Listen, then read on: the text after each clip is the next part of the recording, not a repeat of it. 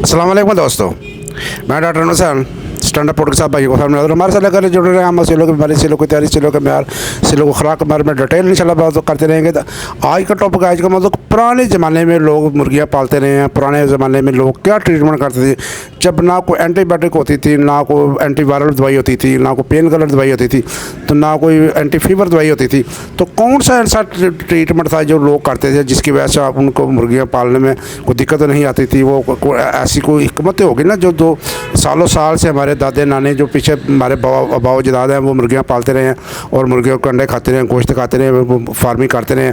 तो इस बात को पीछे का देखें, पीछे ध्यान करें, अगर पीछे बैक की तरफ देखें तो वो कौन सी चीज़, उन चीज़ों को अगर मद्देनज़र रखें, वो उन चीज़ों को देखेंगे तो आप भी बेनिफिट ले सकते हैं जो हमारे बहुत ज़्यादा बेनिफिट लेते रहे हैं, जो होम मेड यानी ट्रीटमेंट करते रहे हैं, उनसे बेनिफिट हासिल करके वो इसका इलाज करते थे और मुर्गियों को तंदुरुस्त रखते थे और उनसे बेनिफिट लेते थे, अंडे भी लेते थे, गोश्त भी लेते थे, बच्चे भी लेते थे। तो ये सारी चीज़ें जो है पीछे नज़र दौड़ाएँ तो आपको कुछ चंद चीज़ें नज़र आएगी जो मेन किरदार अदा करती हैं मुर्गियों को पालने में, मुर्गियों को अंडों की मकदार बढ़ाने में, चूज़ों की ग्रोथ बढ़ाने में और चूज़ों को मुदाफ़ती निज़ाम को तेज़ करने में, मुर्गों के हाजमा को तेज़ करने में और मुर्गों की इम्यूनिटी सिस्टम को तेज़ करने के।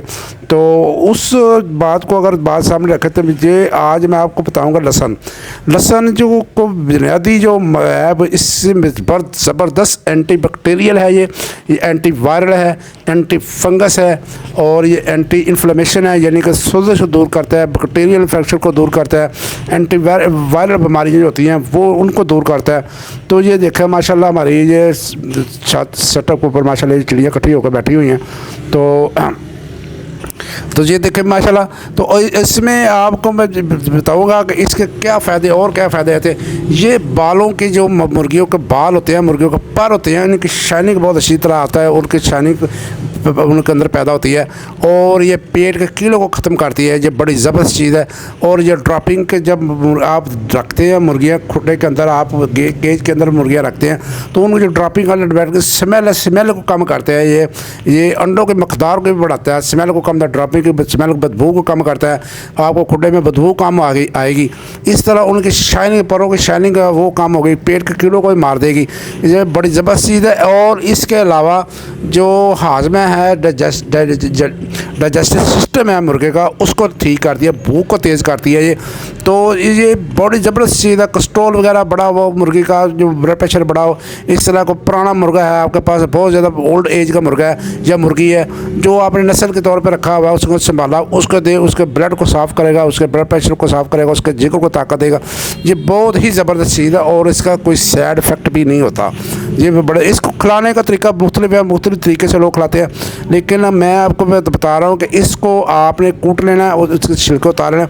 ये वैसे मैंने एक डाल दिया इसके सामने, ये माशाल्लाह ये देखें ना, ये इसने ये खाना शुरू कर दिया, क्योंकि मैं अक्सर इसको खिलाता रहा तो इनको आदत हो गई है।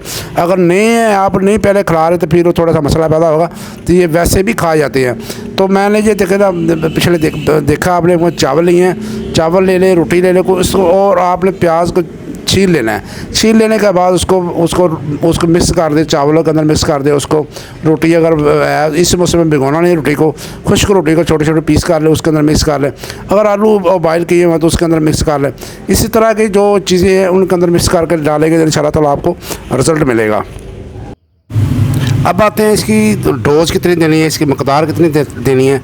तो ये जो छोटी तुरी होती है जिसको बोलते हैं, पीस बोलते हैं, वो आधा जो है ना, एक बड़े साइज़ का मुर्गा है तो एक आधी तुरी तोड़ के वो खिला दे इसको। तो अगर ज़्यादा परिंदे आपके पास आए तो फ़ी किलो फीड के हिसाब से, या रोटी या फ़ी किलो या चावल फ़ी किलो के हिसाब से आपने जो है वो डालनी है। कितनी, 2 ग्राम, आधा चम्मच यानी कि डाल दे उसके अंदर, यानी 5 ग्राम का जो चम्मच होता है वो 2.5-3 ग्राम जो होता है वो मिक्स करके दे दे। 1 किलो जो है फीड आपकी है उसके अंदर मिक्स करके दे दे, तो इंशाल्लाह ताला बहुत बड़ा अच्छा रिजल्ट मिलेगा। पानी के अंदर मिक्स करके भी दे सकते हैं आप, रोटी के अंदर मिक्स करके दे सकते हैं, चावलों के अंदर मिक्स कर, अगर आलू बॉयल किए हुए उसके अंदर मिक्स करके दे दे तो इंशाल्लाह बहुत अच्छा रिजल्ट है। तो ये बहुत कुदरती एक एंटीबायोटिक चीज़ है, कुदरती एक जो है वो स्ट्रॉन्ग करती है, पट्ठों को मजबूत करती है, हड्डियों को मजबूत करती है, बोन को स्ट्रक्चर गवर्नमेंट को तेज़ करती है, तो जस्टिस सिस्टम को तेज़ करती है। तो ये एक ज़बरदस्त चीज़ है, इसका इस्तेमाल किया करें। हमारे बहुत ज़्यादा जो है इन्हीं चीज़ों को इस्तेमाल करके मुर्गों को, परिंदों को, जानवरों को पाल देते। तो भाई को दे ज़्यादा स्टैंड अप और जिंदाबाद पाकिस्तान, पैंदाबाद, अल्लाह हाफिज़।